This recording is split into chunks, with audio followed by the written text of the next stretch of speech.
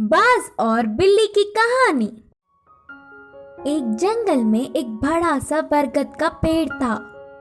उस पेड़ के छाल में एक बूढ़ा बाज रहता था। वह बाज अंधा था। इसके कारण वह कहीं बाहर नहीं जा पाता। उस पेड़ पे बहुत सारे पंछी भी घोंसला बनाकर अपने बच्चों के साथ रहते थे। वह पंछियां पूरा दिन भोजन ढूंढने में लग जाते। यह बूढ़ा बाज पंछियों के बाहर जाने पर उनकी बच्चों को अच्छे अच्छे कहानियां बोलते हुए ध्यान रखता। शाम को घर लौटने वाले पंछी उनके लाए हुए भोजन में थोड़ा सा बाज को भी देते। ऐसे समय बीतता गया। एक दिन वहाँ से गुजरता हुआ एक बिल्ली पेड़ पे खेल रहे पंछियों के बच्चों को देखा। आहा, बच्चे बहुत नरम हैं। इनका मांस तो बहुत ही अच्छा होगा। इतने स्वादिष्ट खाने को मैं अपने सामने रखकर पूरा जंगल घूमता रहा। सोचकर उन्हें खाने उस पेड़ पर चढ़ गया। उस बिल्ली को देख सारे पंछियों के बच्चे डर के चिल्लाने लगे। वह आवाजें सुनकर बाज शाल से बाहर आकर कौन है वो करके गुस्से में चिल्लाया।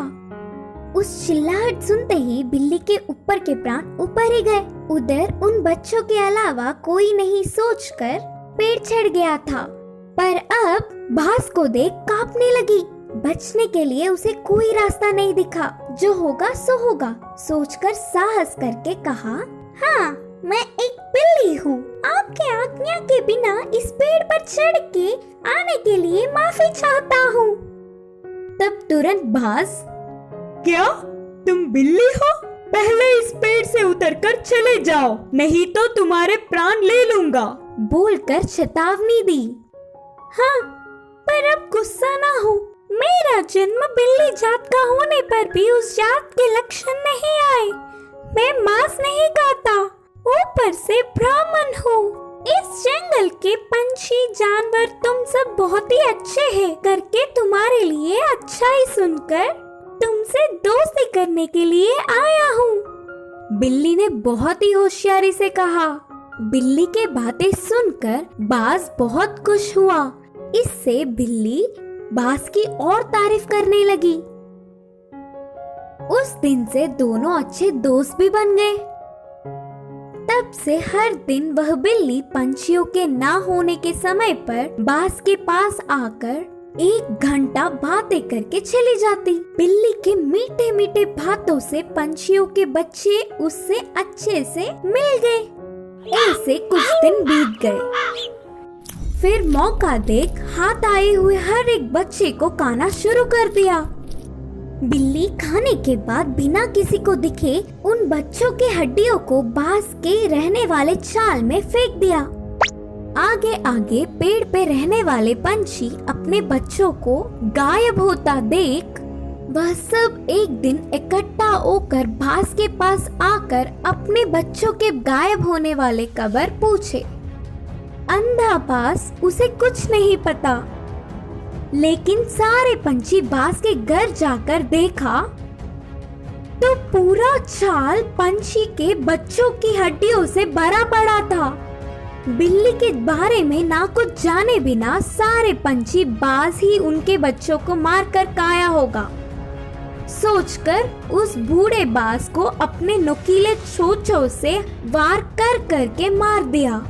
करके पीड़ित होते हुए बाज ने अपने प्राण छोड़े। इस कहानी की शिक्षा है कि जन्मजात के लक्षण मरने से भी नहीं मिटते। कुएं में हीरे का कंगन। एक गांव में रामू नाम का एक लड़का रहा करता था। एक दिन जब उसकी माँ घर साफ कर रही थी तब उसे एक पुराने जमाने का सोने का कड़ा मिला। वो उसे अपने हाथ में लेकर कहने लगा, माँ, मुझे ये कड़ा एक दिन के लिए पहनने को दो ना।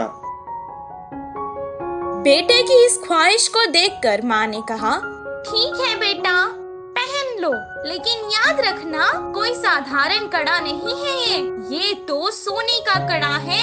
आज इसे पहन लो और कल तुम्हारे पिता को बिना बताए हम इसे वापस अलमारी में रख देंगे। जैसे ही इसकी माँ ने कहा वो तुरंत कड़े को पहन के सारा गांव घूमने लगा। रात में भी उसने उस कड़े को खुद से दूर नहीं किया और अपने पास ही रखकर सुकून से सो गया। उस रात उसके गांव में चोर घुस आए और जिसके घर से उन्हें जो कुछ मिलता था, जैसे पैसे, जेवर, सोना, सब उठाकर ले जाते थे। सुबह जब उसके गांव वालों को पता चला कि उनकी सभी मूल्य चीजें चोरी हो चुकी हैं, वो सब शोर मचाने लगे। कितना ढूंढने पर भी चोर का पता नहीं चला। रामू की वजह से उसके पुरखों का सोने का कड़ा चोरी हो चुका था। ये सुनकर उसके पिताजी को बहुत गुस्सा आया और वो डांटने और मारने लगे।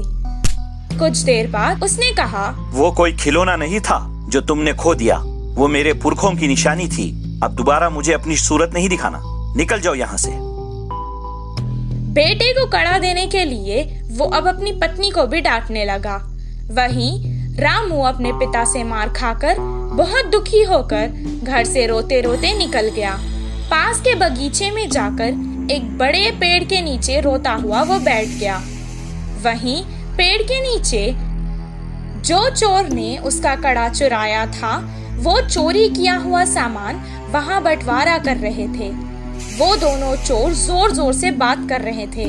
ये सुनकर रामू को पता चल गया कि वो वही चोर है। वो धीरे से वहां से उठा और कुएं के पास जाकर कुएं में देखकर रोने लगा और कहने लगा कि उसके हीरों का कड़ा कुएं में गिर गया है। उसके रोने की आवाज सुनकर चोर उसके पास आए और रामू से पूछने लगे कि वो क्यों रो रहा है। रामू ने जवाब दिया, मेरे दादा बहुत बड़े पंडित थे और उन्होंने एक जमींदार के पास पूजा की थी, तो उन्होंने उन्हें तोहफे में एक हीरो से भरा हुआ सोने का कड़ा दिया था। वो कड़ा मैं मेरे घर वालों को बिना बताए पहन कर आ गया था और यहाँ आकर खेल रहा था और अचानक मेरे हाथ से वो कड़ा फिसल कर गिर गया था। जब मैं उस कड़े को हाथ लगाता था तब भी वो मुझे डांटते थे और अगर मैं उन्हें बताऊंगा कि मेरे हाथ से वो कुएं में गिर गया तो वो मुझे मार देंगे। हीरो का कड़ा कुएं में है सुनकर ही वो दोनों लड़ने लगे कि कौन कुएं में जाकर कड़ा लाएगा। दोनों अपने हाथ में रखे सामान को जमीन पर रखकर एक साथ कुएं में कूद गए। जैसे ही रामू ने ये देखा, वो तुरंत पैसे और जेवर लेकर भागकर गांव वापस आ गया। आकर गांव के बड़ों को उन चोरों के बारे में बताया। तब सब गांव वाले कुएं के पास आए और उन दोनों चोरों को पकड़कर मारा और उन्हें बहुत अच्छा सबक सिखाया। सबके जेवर और पैसे उन्हें वापस मिल गए। रामू और उसके परिवार को उनका पुश्तैनी कड़ा वापस भी मिल गया था और रामू की होशियारी की वजह से रामू को खूब शाबाशी भी मिली। इस कहानी से हमें ये शिक्षा मिलती है कि समय पर चतुराई दिखाने से मुश्किल समस्या भी टल सकती है। पछताने वाला मोर। एक जंगल में कौवा पंछी बहुत अच्छे मित्र थे। वे एक दूसरों की मुश्किलों में मदद करते थे। एक दिन कौवा पंछी के रहने वाली जगह पर बचाओ बचाओ मित्र बचाओ बोलते हुए कांपता एक मोर उनके पास भागते हुए आया। क्या हुआ मित्र, कहाँ से भागते आ रहे हो? इतने परेशान क्यों हो?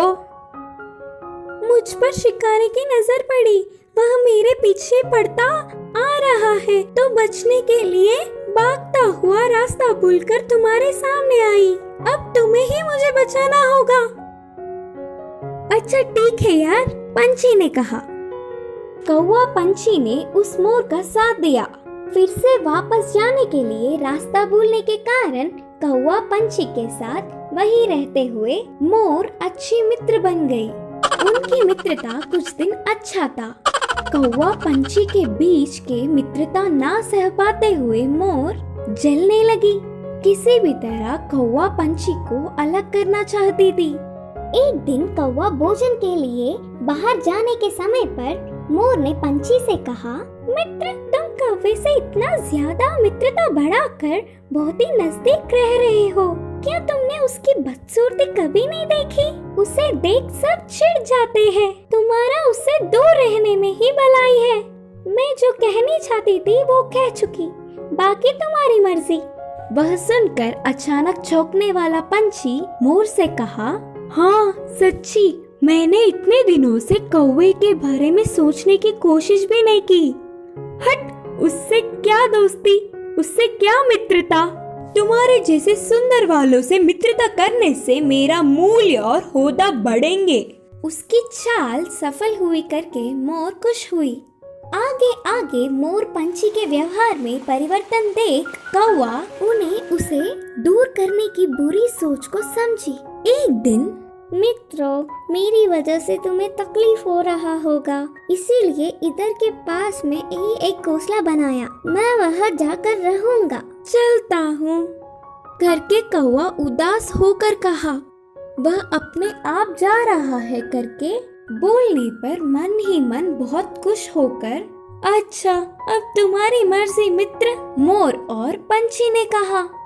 मोर और पंछी कौवे का भला टली करके खुशी मनाने लगे। ऐसे समय बीतता गया।